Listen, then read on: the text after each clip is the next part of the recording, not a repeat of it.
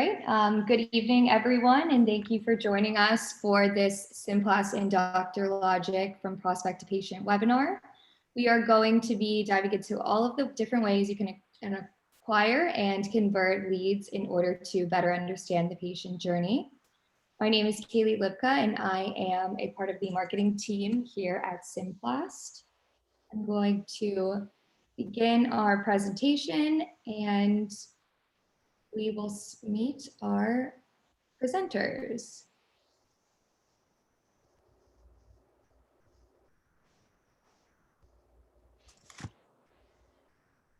All right, so Symplast is the #1 mobile EHR and practice management platform for plastic surgery and medical spas. And we will be joined tonight by DoctorLogic, the all-in-one best-in-class website marketing platform. Tonight's presenters are John Vakidis and Randy Torvin. John is the Director of Sales for DoctorLogic.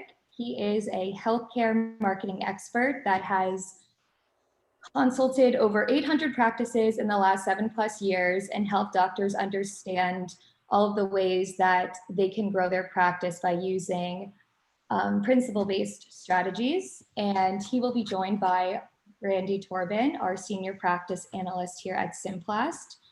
Randy has helped identify raw data trends and translate them into actionable KPIs for retail healthcare companies for over the last 10 years. So thank you both for being here with us tonight. And our presentation's agenda is going to be breaking down the patient acquisition funnel, otherwise known as ADA. From there, we're going to dive into other types of funnels, the patient cycle, talking all about workflows and customer experience in order for you to, once again, understand how to acquire and convert those leads to ultimately grow your practice to its full potential. So without further ado, John, would you like to kick us off? Absolutely. Thank you so much for the introduction, and thanks for having us here today. Hello, everybody. My name is John Vakidis, and we're going to get started here. And for those of you that maybe have a strong marketing background, you're probably familiar with the ADA model, but we are going to talk through this today and then where your marketing fits into the different aspects of the funnel. So the traditional patient acquisition funnel is, we're going to walk through this. Awareness. We need to create brand awareness for your service because they don't know who you are, probably not going to get any business. All right, let's start there. Then we need to engage them with interest. Let's encourage your patients to research you, your practice, your technology, all the services you have. Let's have them research you further. Then let's drive them into decision. Before taking action, we've got to build trust. We have to show competency. We'll talk about how that ties in with your marketing. And then of course, action. At the end of the day, visitors are important to your website, but we've got to get them to take an action. So we got to have clear call to action that actually drive measurable results. And Randy's going to hone in on that a little bit later. All right, so let's talk about the funnel. It doesn't matter if I'm looking for a med spa, or a plastic surgeon, or I'm buying a car, or I'm looking for somewhere to eat tonight. We all go through a funnel process from at the top of the funnel, it's really wide. I don't know what I want. To we go to a little bit further. I have an idea what I want. And at the very bottom, I have a really good idea what I want and I'm ready to take action. So awareness is going to tie into a high funnel. You're engaging people with inspirational ads, maybe people that are a little bit more impulsive, catching them by demographics that could be your ideal patient. Now, we want to drive them from awareness into interest and decision. And this is where mid-funnel marketing comes into play, which we will discuss. And this is going to be targeting people who are in the market, actively looking for your services. And then of course, low funnel, we want to attract those people that have their wallet out, they're ready to buy, and we need to make sure that they know that you are their best option.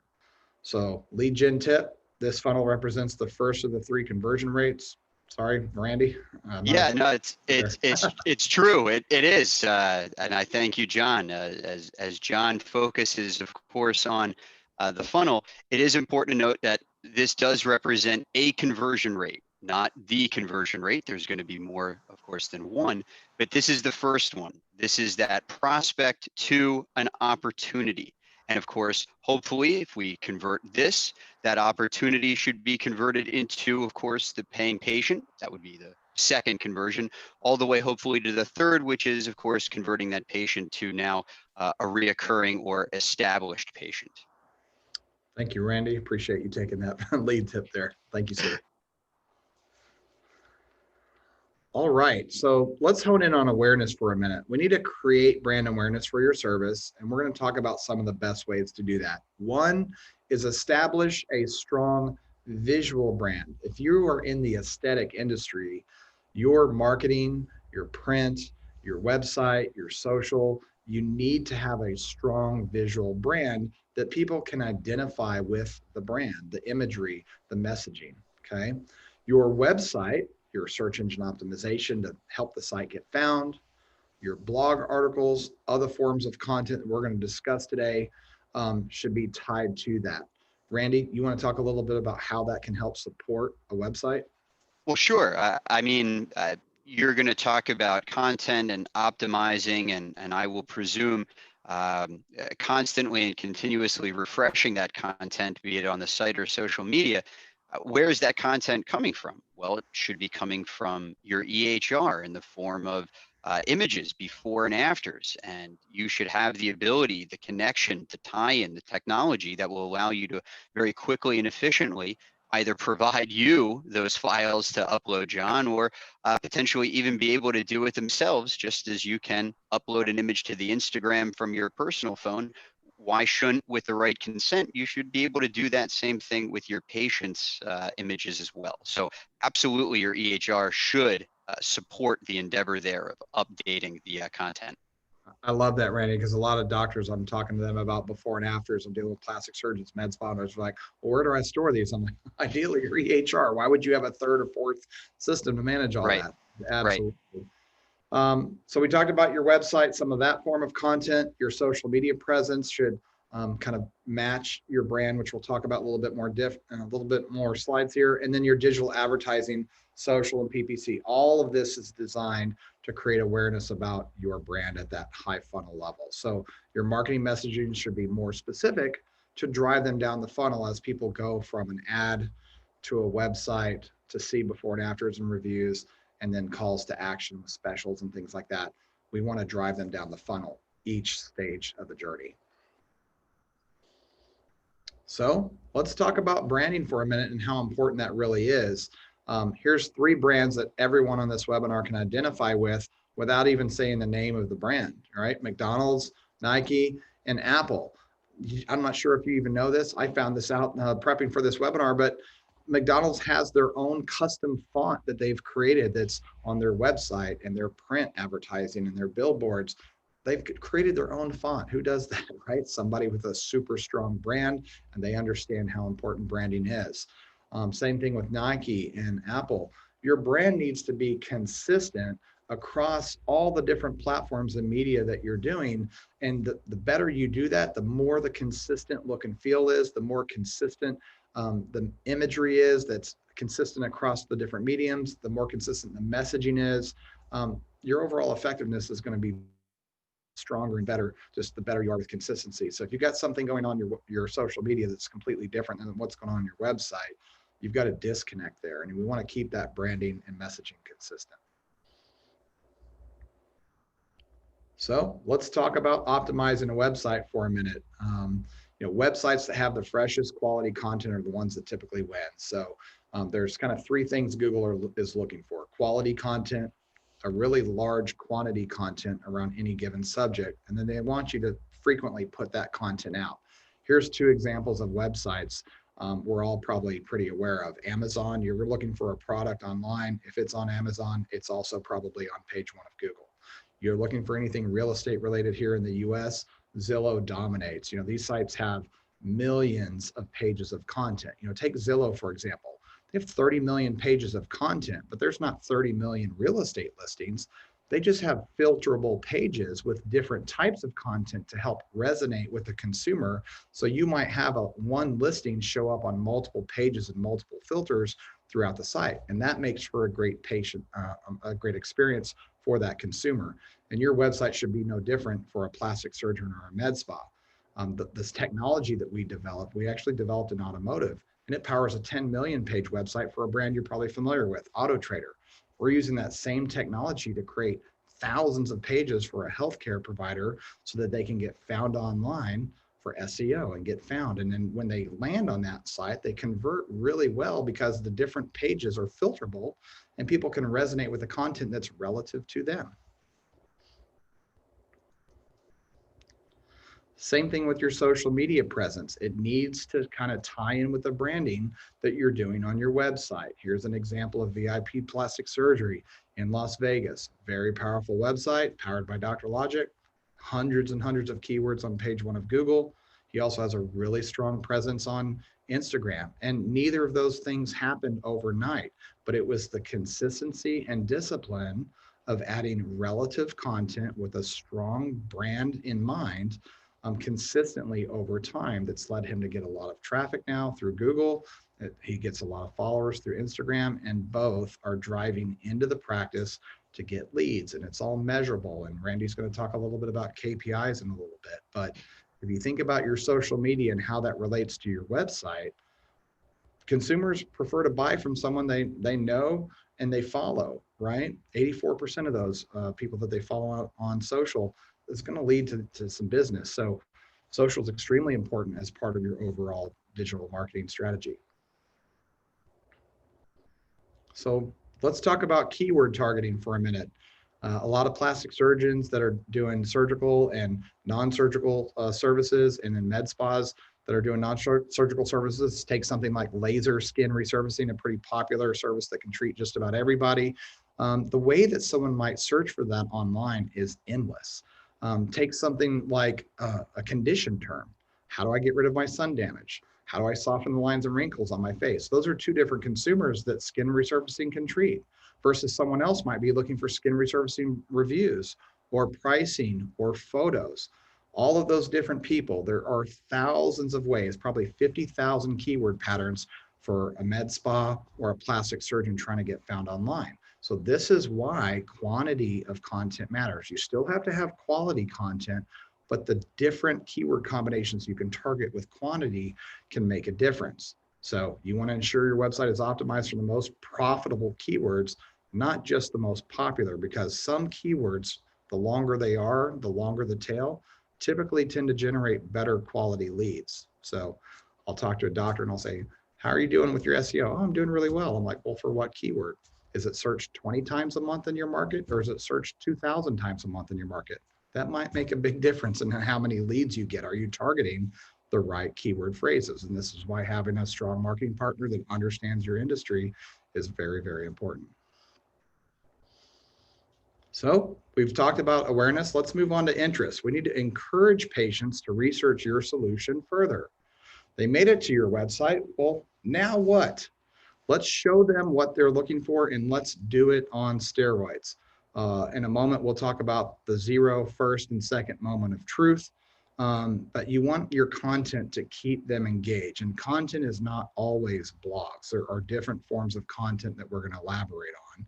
For example, your galleries. When done right, it's not just the photos themselves that creates content, but it's the storytelling elements, the filterable features on there. Like if you had galleries for a case, you could allow it to be filtered by age, ethnicity, gender, height, and weight. And that might help you attract 5 different consumers that are searching 5 different ways.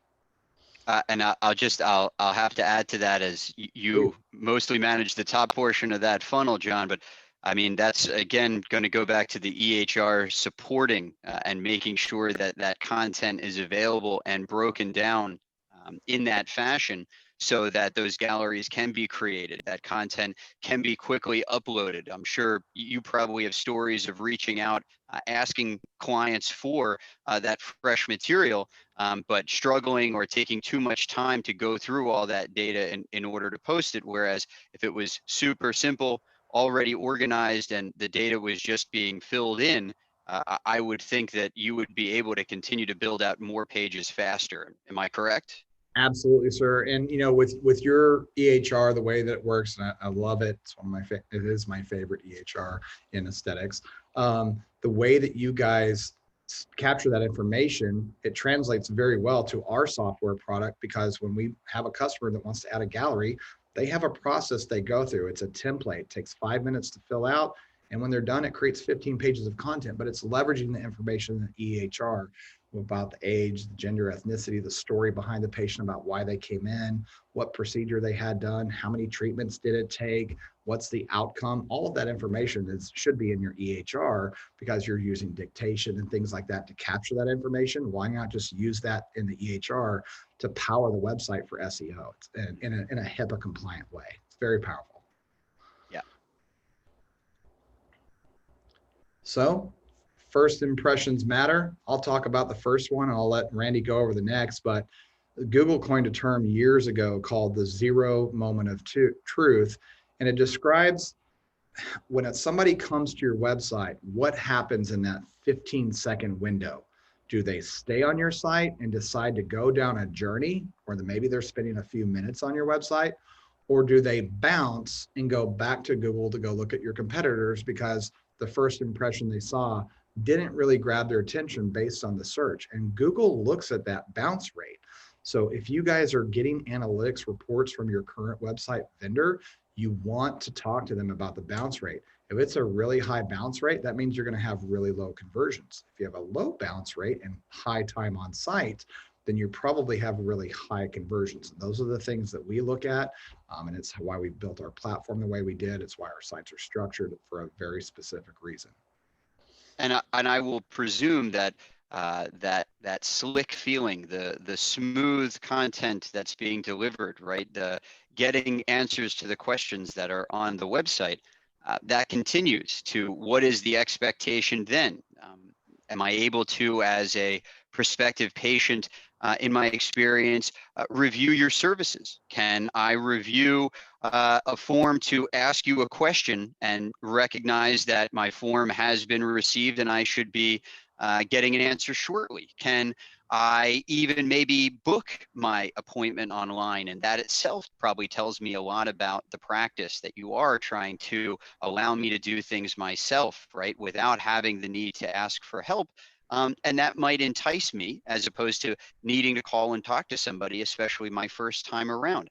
And that, of course, is the same reason why so many aesthetic providers focus their energy on their waiting area with that very comfortable feel. It doesn't have a very medical feel to it. You know, in fact, if somebody were to walk into an aesthetic practice and feel similar that they feel to going to their dentist's office, I'd say you're doing it wrong, right? You know, we want to make sure that that same feeling from when they first get to the website, all the way through considering your services and booking, all the way through walking in the door, continue to make them feel the same feeling, and that is they made the right decision.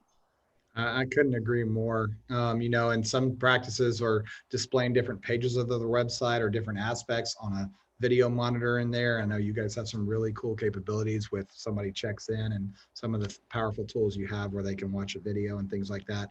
That whole experience, it ties back to our early conversation about the brand and the messaging, the consistency, all of that matters. And with the right platforms in place and the right technology, you can do that. You know, I'm just going to throw out a tip real quick. It's here at the bottom.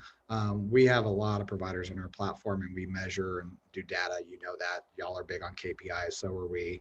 We look at metrics, and we found that practices that simply have 50 or more reviews on their site can see a 77% higher conversion rate on average. 77%, not 7%. That's a pretty important metric to think about, because like 6 out of 10 people in healthcare, they begin the journey looking with reviews. And if you're leveraging those kind of elements in the website, that's what we're talking about, the right type of content.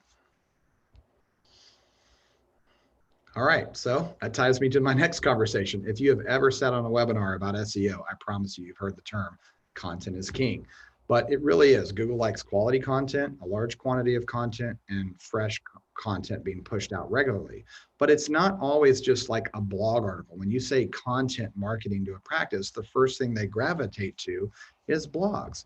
I've written about 500 blogs in my day between my days in corporate America and here at DoctorLogic. And I don't like to consider myself an expert. I'm good at it, but it takes me about 2 hours to do my research, to write it, to edit it, to frame it, find an image and put it out there. And that 2 hours on our platform, we could publish 15 galleries, we could publish some reviews, we could solicit some reviews, we might be able to push out some YouTube videos. So I'm not saying don't do blogs, but maybe you don't do 4 blogs a month. Maybe you trim it down to 2 or 3, and then you use that extra time of writing blogs to put in other important aspects of your content, your galleries, your reviews, some videos.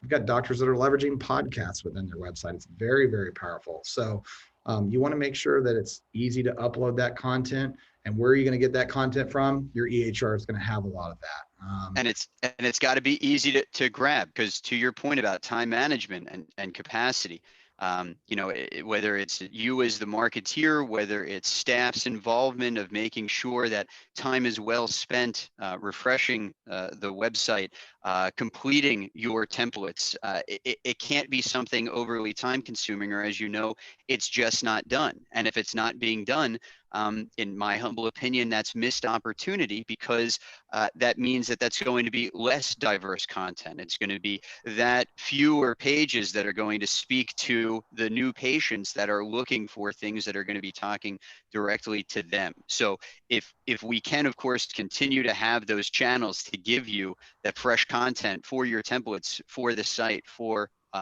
social media, we absolutely need to be your partner in crime as your EHR provider, because as you said, this is where the content has to be coming from and where it's stored. So you also better have a really simple way to tag those photos, that media, to be able to organize, refine them, whether it is posting, as you had said, whether it is just creating a gallery of photos that are going to match those that they saw online, but in your waiting room, right? That's that continuity that I know that we're going for. Oh, absolutely. And you know, the more diverse your content is, the more people you can reach. You don't want to have all your before and afters for one race. You want to have multiple races on there. You want to have people that are young, middle age, older age, to show them that you can help them. You want to have males and females, transgender. You want to have information that's going to connect with the entire community to show them that you're competent and that people trust you. So your reviews build trust. Your pictures show competence. Your social helps build trust at another level. So the more diverse your content plan is, and it's not all on social or all on blogs, and you're spreading that out, the better off you're going to be.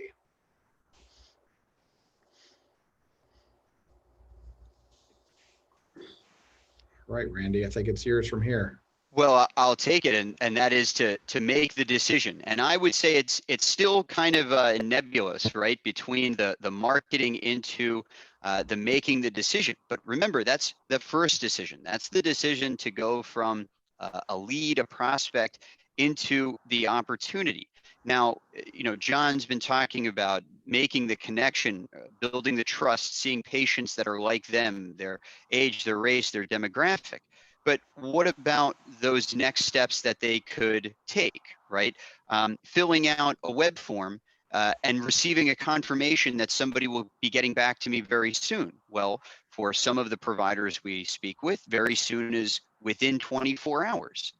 To other providers, especially our audience members who might kind of roll their eyes at that, you know that probably the best answer is within the first hour of getting that, because even though we're looking for that patient to make a decision, they might be dipping a toe into at least 4 other pools. We want to make sure that we can right then and there, the same reason that they trusted us to have filled out that contact form, to continue meeting their expectation by replying back to them, answering their question, and trying to welcome them in. Yeah. You Can know, I add something to that, Randy? yeah, please. Yeah, even on your website, something like even managed chat, they want to engage with somebody now, right? So it's 11 o'clock at night, you may be closed, but having services like that on your website to at least qualify a lead and let them know that you're going to be following up with them the next morning, those kind of things keep the conversation going. So sorry, I didn't mean to butt in there. No, I well said. And that brings up a good point of, again, that instant gratification and these elective or aesthetic patients wanting to do it themselves. They want to message you directly, and they might be doing it from work, so they don't want to pick up the phone. They might want to review your calendar and see if you even have appointment times available that meet their schedule.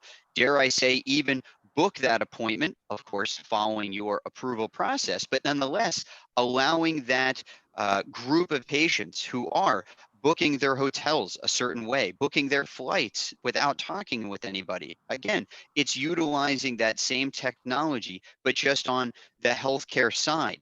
And even being able to promote on the website that you as a provider, you as an aesthetic business owner, are so focused on that patient flow, that patient expectation, that you're going to even allow for that communication to go through either a channel like a chat on the website, or even through something as simple as an app that these patients or prospects can have on their phones, which will not only insulate the provider against any type of HIPAA violation, but will Right. both empower and then engage and re-engage the patients to stay in touch and continue to see fresh and updated content. It's good, Randy. Now, of course, with that decision, we then want them to take an action. And so before and as we're thinking about that, right, these are some of the actions that they can take, right? They can reach out and they can message with you. We want to make sure that patients can receive any information or provide it. I would imagine if I went to 5 sites right now in aesthetics, in addition to a contact form, I might even be able to see a box that would allow that patient to upload some of their photos. Okay, and as that comes in, I would imagine there's a process to review those photos, maybe upload those photos from one system to another, take some of that information and try to connect the dots with the patient. But again, if we're still talking about a single platform like Symplast provides, and all of this information from the pre-patient through them asking questions, through sharing of images, through sharing of questions, through even having virtual consults and follow-ups can be done through a channel that makes them comfortable. Yeah. Again, this is only going to promote that decision and that action that much more, right? Again, to reaffirm their decision with every step. Yes, this is the right decision. Yes, this is the right decision. Yes, this is the right decision, even through making the purchase. Yeah. Can I add something to this, Randy? Absolutely. If you can go back to that slide if you don't mind. There we go. So I noticed that one on the top right, that telemedicine thing, that y'all have a great platform for that. When COVID hit, the practices that were able to thrive and stay open and do well, and they're growing even now, is when they adapted very quickly. People that had strong websites, strong marketing engines already in place, when the doors were not allowed to be open, they adapted and pivoted very quickly. They added telemedicine if they didn't offer it before. We have one doctor that did $200,000 in April when his doors were shut from virtual consults, and he translated that to revenue towards surgeries. He dominated his surgery center for May and June. He was completely booked out because he had that tool. He had a tool like yours where he could do the telemedicine. He had a website with ours that was very powerful for lead gen. And what happens with this is you can actually grow your market with telemedicine. Maybe you're only targeting something small prior to that, but then you start running some paid ads, some social media demographics. You start building trust through the telemedicine. Somebody might be willing to drive an extra 5 or 10 miles to that plastic surgeon or that med spa because they built trust first through that telemedicine with a tool like Symplast, and then they come in and become that patient and that revenue and all the revenue that happens behind that. It's very, very powerful. And I appreciate that, John. And you're right. And even in a world beyond COVID, and I look forward to that day, at some point in time next year with vaccines. But forgetting that and putting that on a shelf, I know that might be difficult. But even coming up into and now in the wintry season, so many providers across the country are probably going to get a little snow. Some up north might call it a dusting. But if that's going to even cancel those appointments, don't just move those appointments. Connect with those patients through a telehealth meeting, and you can rebook them right there, but check in with them. Make sure they're okay, right? Continue that rapport, that trust, that sense of care, right? That again, that connection that you can build. And ultimately, while you have them, you can talk about other services. You can talk about skincare lines and different treatment protocols, but it doesn't have to be a wasted interaction. And as you said, John, even being able to go beyond the radius that a practice or med spa might currently work in, if you're able to do even something as simple as a consult remotely to build that trust and rapport, as you said, you might be accessing a whole new market of patients that might be willing to drive the extra 5 to 15 to even 50 minutes if that level of trust is built, and it can be done just as we're doing right now virtually, except directly through the EHR, all time stamped, all logged, even with the ability to capture additional media, that same media that can then even be posted online to show how great these virtual visits can be for the patients of that business. So an excellent point you made. I appreciate you, John. Yeah, in March, the search volume that went up from March to April, it hockey sticked. If you look at the Google search volume of people looking for like online skin consultations and things like that, was kind of flat for a while. And then COVID hit and it just like, it went vertical. It was crazy to see what happened. And the practices that adapted, that had the right tools in place, were ones that capitalized on it and made a bunch of money.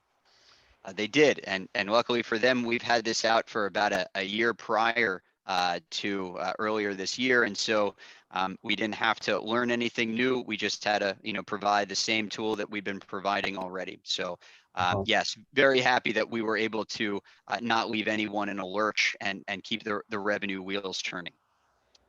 And of course, as we move on to our next slide, just to continue talking about that action, as we've already gone over, even that action to facilitate them booking themselves, or even if they're calling and they're talking to you, pleased with the content that they see and pleased with the person that they're speaking with, we still need to continue that quality of service and meeting the expectation. And that goes to those moment of truth that John was talking about.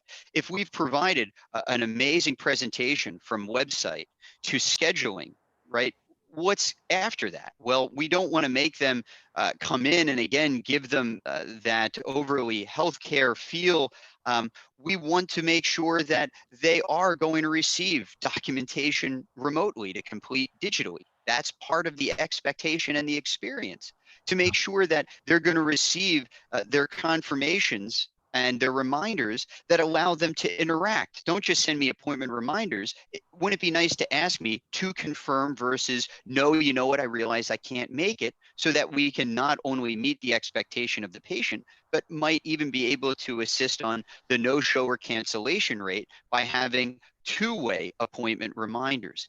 But this continues to make sure that even after the patient has made the decision to go ahead and book or to call or to inquire, they are continue to feel reaffirmed that they are glad that they did and that they have still chosen wisely, because you continue to meet their expectations. Yeah. And then what ultimately, oh, I'm sorry, John. I was going to say, I think it ties back to the brand. This is all part of the experience, the brand. You're nailing it. Well, it is. And I think you had said it so well before. This is why marketing and the EHR, right? Forget integration and historic ways of thinking. They just need to have the right tools to play well together, because we are in the same sandbox, to be able to share data, to be able to complete the dots. And completing the dots is really the direction that we're going in, because again, from our next slide, we need to understand we are going in the right direction. John is going to do an excellent job of focusing on the high level of the funnel. And as they come in for their decision, John can't be flying blind, right? What channels are paying off, which aren't, which of these prospects and potential patients are converting for their appointment, which aren't. Because again, John's going to take responsibility, as he should, for making sure he's sending in good qualified leads. But once they're in the door, it obviously becomes much more of the responsibility of the practice to then continue in those next two conversions. But if we don't know what's working, right, we're flying blind. I spoke to a CEO earlier this week who hit the nail on the head, right? If you can't measure it, you can't manage it. And again, my humble opinion, Excel and sticky notes, I love sticky notes, are not the right tools to manage these prospects, which John, of course, DoctorLogic, has a budget in order to have your services. AdWords has a budget. Social media has a budget. The leads that are coming in, right, they all have not only a true cost, they have an opportunity cost. And if you can measure that and know what's working, and more importantly, know what's not working, you can make sure that you can balance that out. You can see not only your cost per lead, right, but what the return on investment is for that lead. And another hot topic, especially in our industry today, is not just figuring out revenue, but figuring out that return on investment, recognizing there's a cost. Now, again, we're going to provide that data, and we're going to do it in a way that separates patients from prospects, because they are two entirely different entities to be managed differently. But again, John, I would imagine you being able to review simple dashboards like this with your clients would make it very easy to paint a picture and allow you to make suggestions on different strategies that could provide them higher rates of return, and not doing it because you feel it in your bones or that gut instinct, but because you have quantifiable data to rely on as well. Yeah, I mean, transparency is key, especially, I mean, we're both in the software industry. We use metrics to make decisions. And we really believe too that doctors should be able to do the same thing, because if you can make decisions in the moment instead of waiting a month later for something, and you've got a dashboard and you can make a decision on the fly, you can change your trajectory from 30 days later than waiting on a report. So with us, we measure, what sources are bringing in leads, but with you guys telling us, hey, this source is not just bringing in leads, but it's bringing in revenue. And I have that information with a success manager meeting with one of your clients in our marketing. That is extremely powerful. That's taking business to a whole nother level, and really looking at that and then fine tuning the campaign to get more of those kind of leads. And those are healthy, really healthy conversations. So we love people that really get the data side of it for sure. Absolutely. And of course, being able to provide it to you in a clear dashboard of tools, as opposed to just trading those Excel sheets that go back and forth and, hey, can you update this? And hey, who converted this? Or who was managing this? Or how many times did we try to reach them? Or did we try enough? Did we get back to them?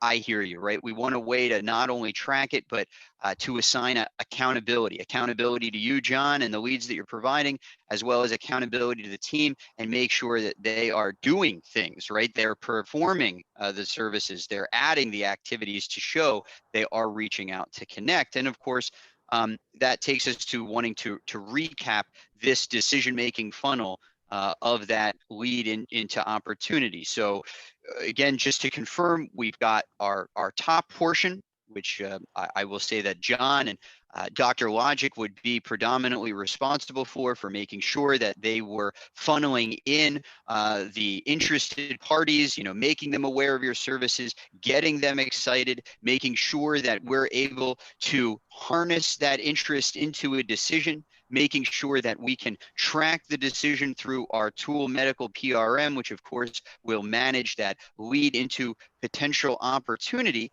And then once they do take action, to continue to manage the low funnel of making sure that we can schedule their appointment or allow them to do it themselves, to send them reminders, send them their intake, even send them any type of invoicing to potentially pay anything from a consult fee or digitally pay for any service prior to walking in the door. And then of course, being able to quantify how good is that process working. Where do we need more training? Where do we need more focus? Where do we need to take less resources from? Because as I like to say, the juice isn't worth the squeeze. And of course, from this funnel, right, what we'll then see is almost a kind of a change, right, an evolution from a funnel into this cycle, that patient cycle, which will take, hopefully, if we're lucky, the patients from the bottom of this funnel back up to the top. Once, of course, now that they are in the practice, and we are now going through that secondary conversion to bring them from an opportunity into a patient. And to be more clear about this patient cycle, as any of you who have spoken to me know, we like to show this in a patient flow. And our patient flow essentially maps out, if we're able to jump to the next slide, our patient flow, it maps out what that cycle looks like, and how just as John will focus on the presentation of the website, from images, from content, to making it easy to find the like patients to them and make that decision to book, We want to do the same thing once they're there. And again, this means keeping that same expectation of great internet, great lead in. We have this expectation that this is going to be the right service provider for us. When we walk in that door, we want to be greeted with that concierge feel, not necessarily that frosted window that slides open and closed like at my kid's pediatrician's office. Again, with all the love, it's a very, very different life cycle, right? And so we want to make sure that consents can be signed digitally on iPads, that we can make sure that we're connecting with those patients, not only capturing those images, but being able to share with them through that patient app, to be able to send them any type of messaging, any type of promotions, to allow them to see their packages and how many services they have left, or to track their digital gift cards, which, by the way, if anybody out there is thinking, one of the best ways in the world to incentivize your patient to download the app is to, of course, provide them a small digital gift card, no differently than J. Crew, Bloomingdale's, Choice Hotels, or Delta will when you download their apps. But my personal favorite, and this, of course, is to make sure that we can take that patient and get them back in as a repeat patient, just that friendly check-in, that, hey, how are you? Not just that constant contact email, not just that MailChimp email blast, but something directly to that patient in a one-off. Just wanted to wish you a great week. It's been a while since we've seen you. I hope all is well.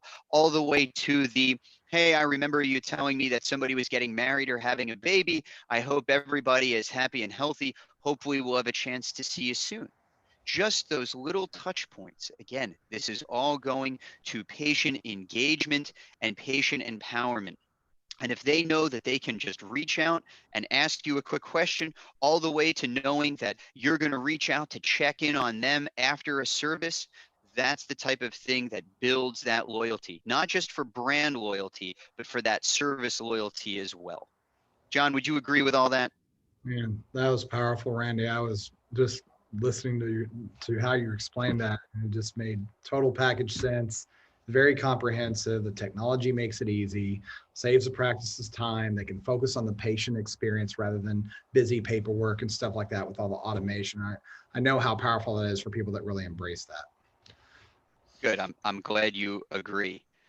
And so I think that now we'd like to open it up, I believe, right, Kaylee, to see if anybody has some questions to throw to John or myself, or of course, both of us.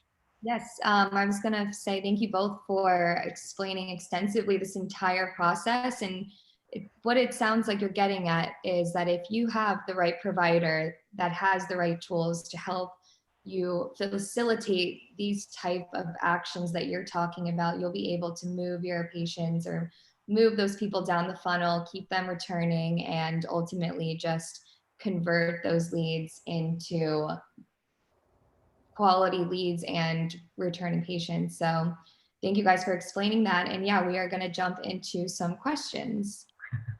Excellent. Great slide. Okay, so I believe, let me pull them up. First one is for you, Randy. It's how easy is it to start managing leads through the PRM versus Excel? It's actually very easy. I mean, we can have people starting to use the medical PRM tool to start tracking leads day one. I would say no more than day 5, we could have the automation in place with contact forms that will automatically bring those leads, those prospects right into the lead management tool, as opposed to somebody having to copy them into Excel. So again, I'd say from a day to start all the way up to a week for everything to be in place. But again, I'll just remind everybody for joining this evening that we are providing a free risk-free trial of 2 months of the lead management tool, no credit card, no contract. So just to try to take the Coke and Pepsi challenge, again, you could give us a call tomorrow, and I would say by Friday, you can start tracking your leads, and by Monday, Tuesday next week, have the automation in place. Wow, that's awesome. Awesome. Yeah. And John, if you have your practice's social reviews feeded onto your site, what happens if someone leaves a bad or even a fake review? Oh, that's awesome. So we do have a tool, we have monitoring in place, so the doctor is in the know when someone writes a review from any one of those 20 big boy services like Health Grades, RateMDs, Vitals, Google My Business, Yelp, Facebook, and so on, okay? It comes into our system, and then there's a toggle switch to turn it from off to on. We always want either the doctor or someone on their team to authenticate that this one is an actual patient of theirs and that the information they're saying is true. And if they meet those qualifications, then the practice has the option to tag that review by the service, by the location, and by the practitioner, and then that review will be interwoven throughout the site in multiple areas to increase conversions. So the doctor and their team have complete control over which reviews are on their website. So it's not uncommon for doctors to have hundreds. I have one dermatologist that has 2,100 reviews on their site from like 12 different sources. And their trust level is very high because it's hard to argue with 2,100 people that they like that experience. Right. And Randy, how do you get patients to adopt to an app and how to get them to keep it? It's a good question, and again, there's a couple different ways to think about it.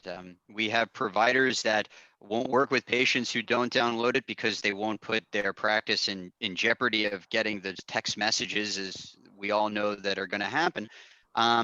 But it's simple. I mean, patients are struggling to remember their HIPAA compliant login, or if they're going to use a portal at all. But yet, over 90% of today's aesthetic patients have a smartphone. So wanting to take advantage of that and knowing that not everybody wants an extra app, but knowing that everybody does want to feel empowered with their healthcare, this is a perfect solution. It's a simple app. We're not tracking any of the geo fencing, but just for downloading it, not only can you let them know all the great things like being able to share photos or have the patient be able to message back, but incentivize it. Give them a $5 gift card off of their next service to come in for next month. And of course, if it's a new patient and you're thinking, they might delete it after that first appointment, give them another, $5 digital gift card just to thank them.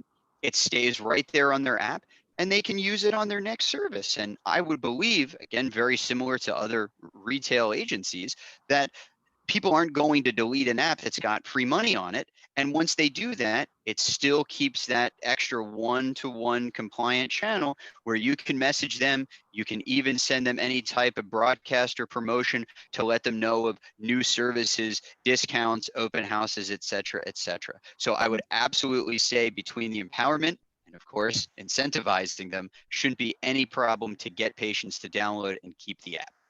And can I add something to that just from my outside Please. perspective? I totally see that as being the most HIPAA compliant way to do it as well, because when you're communicating via email, you've kind of lost that. And when you have an app that's private, that's a private communication between a doctor and their staff and the patient.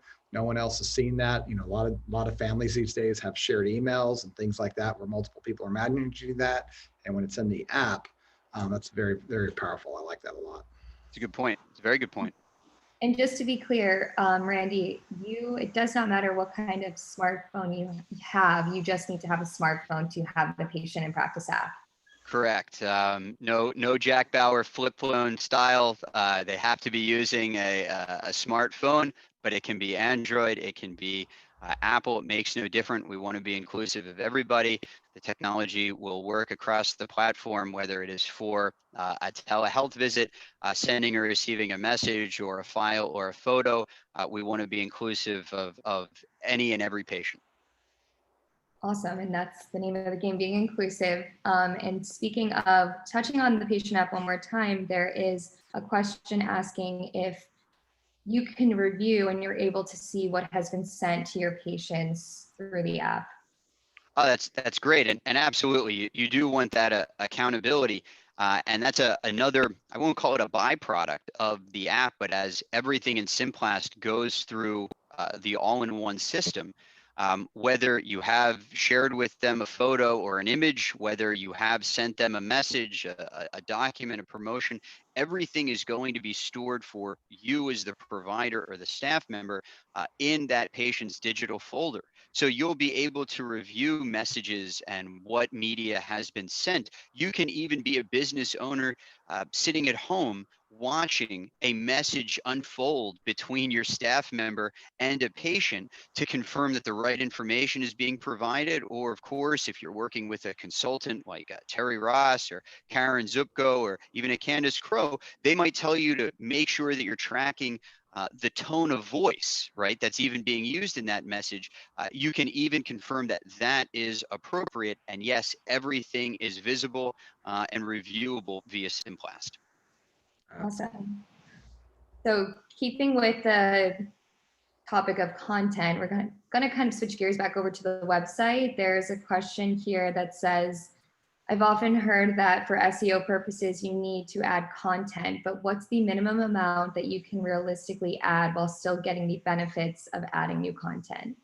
John, Yeah, maybe I would say the minimum is like one blog a month or something like that. But ideally, you know, one a week, it would be really powerful. Maybe a couple of galleries, a couple of reviews, a blog article, a video. You can mix it up, but I would say 4 or more would be pretty powerful for most providers versus just one.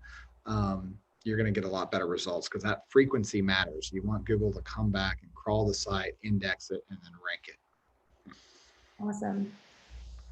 How long does it take to create a new website? Good question. There's a couple factors and variables that are involved. One thing you want to make sure that you own your content. There are some providers out there that when you leave, you don't own your content. So now you got to write it all over again, and there's a cost and time involved with that. So if somebody truly owns their content, and they want to go through a custom design and assembly and then launch to Google, it's only a couple months. And if there's content creation that needs to be involved, maybe 20, 30, 40 services that have to be written out, you might add about another month if you're adding content creation. So somewhere between 60, 90 days is pretty realistic for a nice, strong custom design, custom content, getting all the licensed imagery in place and assembly and training on the tools. Great. Thank you for the very in-depth answer. This next question is also somewhat related to that. What is considered a standard and reasonable Google Ads budget for your company or for your site? The bigger the market, the Beverly Hills, the New York City, the Miami, the Chicago, the bigger population, we've got hundreds of plastic surgeons or hundreds of aesthetic providers, bidding on really competitive terms. You're probably not going to want to do anything less than about $1,000 per term. If you're in a smaller market, maybe like somewhere in a rural area, you can go by with a lower budget. So it's really dependent on the service we're targeting, how many people are bidding on that, what the cost per click is. There's a lot of variables, so I don't have just a standard answer. But in a more competitive market, if you're not spending at least $1,000 per service you're targeting, you're probably not going to do as well as someone who's starting there or more. Because there's some doctors that spend $5,000 to target rhinoplasty in a really competitive market or something like that. Okay, But that's if I can add to that goes to that opportunity cost, right, John, and that return on investment. If you're spending, 5,000, as you said, on Rhino, and you're spending a minimum of 1,000, again, that's simple math, right? How many leads did I get? Let's divide that by the 1,000 or the 5,000. That's going to give us our cost per lead. Now, if we know based upon the leads that were generated, what services that they were interested in, now we know the opportunity value of those leads. And that's how, and this is of course something that medical PRM can quantify automatically just with a little bit of initial configuration, is we know what that cost per lead was, because we know how many leads divided by that cost. We know what the services the lead was interested in. It's just simple mathematical equation. And that's how we can figure out what the return or potential return on investment of those leads are. So you might find I could be spending $500 for a qualified lead. But if I know that on those services of those leads, they're looking for an invoice of $5,000 to $10,000, that $500 is worth it. Conversely, if I know I'm spending $500 on my cost per lead, but I'm only seeing an average of $600 to $700 worth of Botox revenue from that. I Right. know that there's a problem, but I might not know that unless I've got those numbers smacking me in the face. And if I don't have the resources to quantify that regularly, I might never know. If you can't measure it, you can't fix it. Didn't you say that? You can't manage it, but if you can't Oh, manage it, if you don't know that it's broken, right? You know something's broken. Your gut instinct tells you that, but it can't tell you where it's broken. And right. that's really what we need to do better and help our clients is find what can be improved, right? That loss, that missed opportunity. Yeah. And then So when we're given that information, we can adjust the campaign to meet the ROI expectations that are needed. It makes it great to have that kind of data to work with when we're doing it in tandem. That's actually a great segue into this next question from Alex. He's asking, he says, as 2020 comes to a close, are you seeing conversion volume decrease or increase for practices compared to the beginning of the pandemic? What about the future? I mean, I can take on the lower side of that funnel, and that's a good question, Alex. And as I'm sure you can imagine, and you probably already know, based upon some data that's been floating around in our industry, the pandemic, especially for a lot of providers, built up a bottleneck of opportunity. People clamoring for services. As we saw that build up happen, that bottleneck started being relieved once aesthetic and elective providers were able to go back to their ASCs, once people could go back into their medical spas. But then we saw that people were not traveling. They weren't, going to the office. So now anything that somebody might be embarrassed about, a reddened scalp, a face, a forehead, bruising, right? Any type of swelling, they no longer had these concerns. So then again, we saw this influx Yeah. of opportunity in business. But then I'll tell you, we saw a little bit of a drop off as there was a lot of uncertainty. We saw rises in COVID. We saw some states being affected more than others. Some saw a little bit of a slowdown as patients became unsure. At the same time, in other states, there was still a tidal wave coming down on other providers. Again, same time, you'd have no idea. And I would anticipate that the wave is going to crash again for this season in the holidays, and that we should see next year there might be a little bit of an ebb versus the flow of that tide.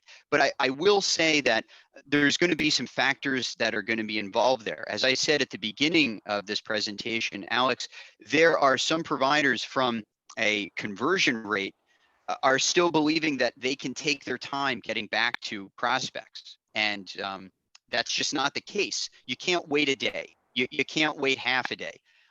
You need to know that somebody has inquired now. They're in front of their computer, right? They're asking now. You got to get back to them now. If you're not having people be attentive, whether it's to your live support or to your questions over the weekend, okay, just note that you might have competition that is, and it might be that competition that is still seeing a steady conversion rate, whereas you as a provider who is waiting to get back to these prospects might see less of a conversion rate. I'll tell you another huge factor is that people are recognizing that there is no time left to book during the holiday season, right? People who are used to being booked a month in advance are now booked 2 to 3 months in advance. People who are booked 2 to 3 months in advance are looking at 4 months, and I think some are probably considering bringing on another associate to handle the volume. It's not magic and it's not supernatural. The difference is having a process, having a cadence to follow up with these leads immediately, setting their expectation, as John would say, from that zero moment of truth, and then keeping that expectation on the way in. So I will anticipate that those who are seeing a very, very good wave of patients will continue to do so unless they make any changes. Providers that are seeing a little bit of scarcity, that's not the word I'm looking for, right? Less opportunity, I'll say, they're going to have to tighten up those processes. They're going to need to look at the data to understand why those conversion rates aren't there. I hope that makes sense. And Alex, clearly, as I'm sure John is, always happy to hop on a call, even together. We'll tag team it, as I'm sure John will be happy to go into more detail. That was great, Randy. John, actually earlier when you were answering the question about reviews, reviews are a great way to help push people to actually make that conversion happen, which is like you had said previously. This next question from Eric's, he wants to know, when you're specifically talking about reviews, do you mean actual website reviews, or are you talking about Yelp and Google reviews? And if it is website, how do you do that since it's not an e-com site generally? Yeah, so one, you have to have a process to get reviews. I know we have one through email. You guys have app communication and reminders that way where you can request reviews from people. So you need to have a process to get reviews on third-party sites, the Googles, the Yelp, the Health Grades, the Vitals, and so on. Then we scrape the web, all those 20 sources that we monitor, pull them into our tool, and then if you have a website with DoctorLogic and you have that review software, you actually have the capability to tag it by service, facility, and doctor. And then when you publish it with the toggle switch, it pushes it to all those pages in the site in a split second. With our software for galleries and reviews, the automation it allows to push that content out to the site. It does it in a second, and it does it SEO perfect. A lot of that interlinking is very important for SEO, and it takes agencies hours to do that stuff, and they don't work for free. With the software play, it's just adding a switch, turning it on, and it goes on there. So that's the process. Great. So would you say there's another question that's kind of what plays into DoctorLogic's secret sauce? Yeah, I mean, galleries and reviews have been something that we research first. That's why we're called DoctorLogic. We say, how do people buy? In the aesthetic industry, galleries and reviews have about as much weight as anything that you have on your site. Galleries show your competence. They also build trust. You've treated people like me, maybe 8 people like me with the same condition or the same cup size I'm looking to go to, whatever that might look like. And then reviews, when you have hundreds of reviews from multiple sources of people that tell a good story about you, it builds trust and credibility instantly. And that's why we have such high conversion rates. Right. Awesome. Randy, going to jump over to you really quick to just touch on Symplast.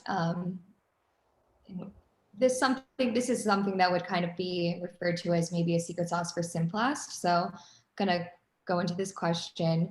Do you have to be a Symplast customer in order to use medical PRM, or is medical PRM just something that can be used on its own? That's a great question. And again, it's, I mean, our back end and how it all ties together is our secret sauce, but no, we want anybody in our industry to be able to not only take advantage of our 2-month trial, but again, if it's the right fit for you and you have your other processes in place, far be it from me to tell you to stop doing what's working, just wanting to improve workflows. No, we have people who are not quite on board with the entire suite of Symplast tools yet, still learning more about us, but are absolutely enjoying the lead management section of it because, again, it's going to add to their conversion rate. Now, it's only going to be optimized and integrated with Symplast, but it can 100% be used as a standalone tool with practices using other EHRs or practices or medical spas still using paper charts. And it's just a great way, a great taste of the other solutions that we provide that help to holistically manage the entire patient workflow, because as I like to say, it's those workflows that become the customer experience. And the better those workflows, the better the experience. And so if we can just at the beginning focus on the lead management portion for a client, we're happy to do so. So they get to date before they get married. That's awesome. Yes, they get to try the milk before they buy the cow. Yes, John, I love it.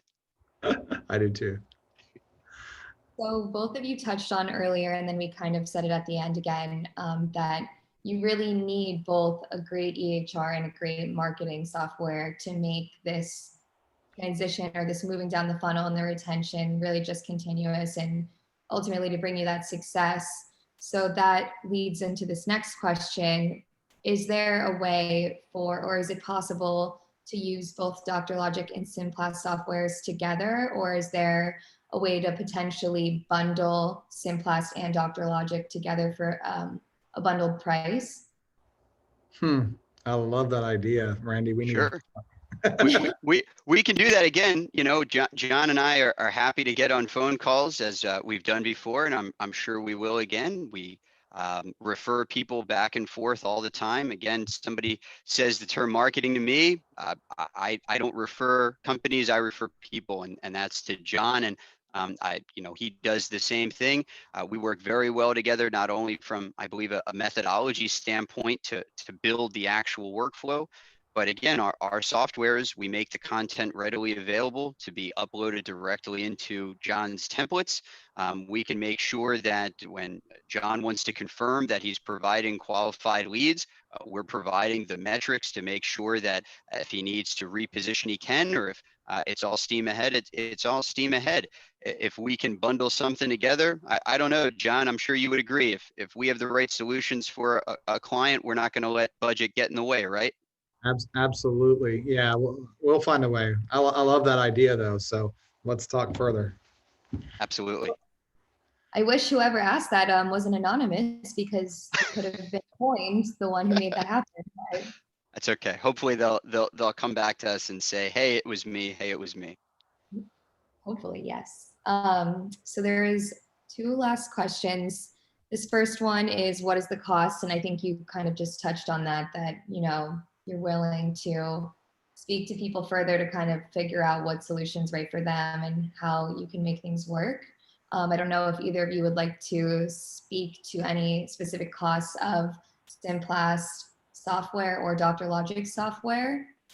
I mean, I'm happy to say that everything that we do is project specific, based upon the size of the project and I would dare I say the goals of the project. We are an all-in-one solution, so clearly projects are going to have different headcount, different resources, and that's what we look at. I'm pleased to say that even in addition to the 2 months of the free, risk-free trial of medical PRM, for December, Symplast has plenty of incentives to, keep spirits bright and make it a good holiday for everybody. We're allowing our own prospects to choose their own incentives, right, as a gift that they don't have to unwrap. Again, for any specific questions about pricing or building scope of works, I'm happy to look at each individual specific project, take that question offline and provide anything from back of the envelope to specific pricing. John, I'm clearly happy to let you answer for DoctorLogic. Yeah, if it's okay, I'll kind of address that question and then maybe give out a couple offers at the end here. So I'll throw out a few things to entice people to engage.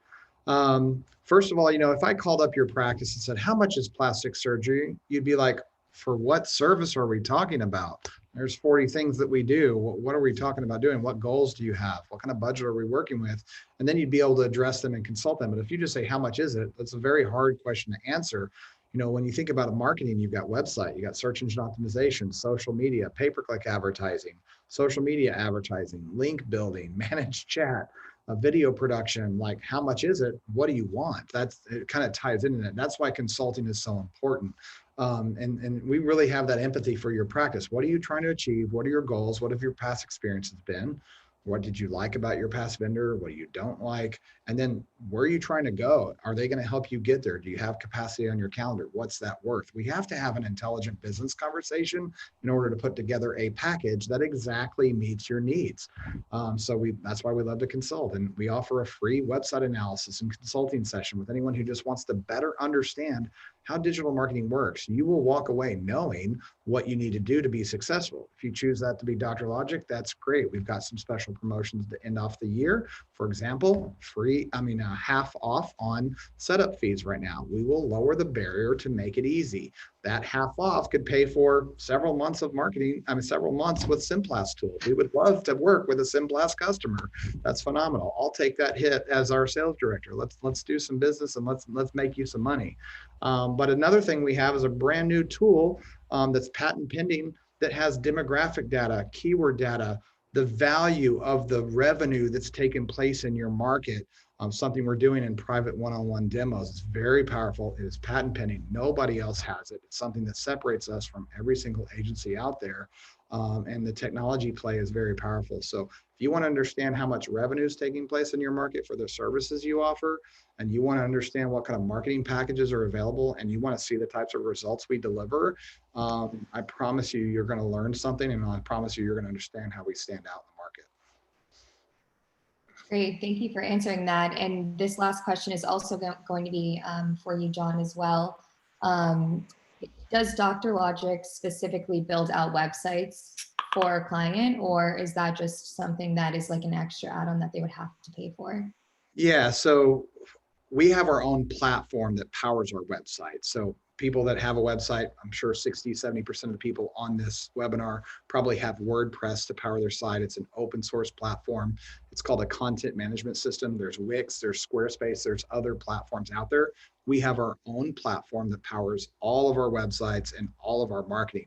So for us to engage with someone with SEO and paid advertising and all of those different things, we build them a website first on top of our platform. It's kind of like, what's the difference between Android and Apple? Apple would never go work on your Android phone to try to make it better. They would just say, buy Apple. That's kind of like us. You want to grow your practice? Come see what it's like to work with DoctorLogic, and we'll build you a website on our platform with ongoing marketing. So our business model is similar to y'all's. It's a software as a service business model, but it's in the marketing space.